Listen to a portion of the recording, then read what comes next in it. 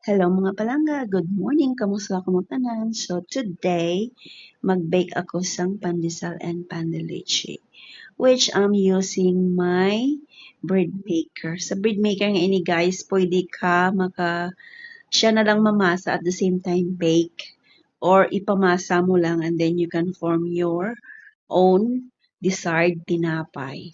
So as you can see, very easy lang siya and I'm very thankful kay gift ni sa akin sa aking mother-in-law last December and yeah, it helps a lot, like super a lot. And as you can see, bonggang-bongga. So, nagba-bounce back siya dahil sa sobrang lambot. So, kung hindi ganito kalambot ang inyong tinapay, wag na kayo mag-bake. Char lang. Anyway, yeah, guys, easy recipe. Easy lang ang mga ingredients and you can make your own delicious tinapay. Salamat sa paglantaw. Bye!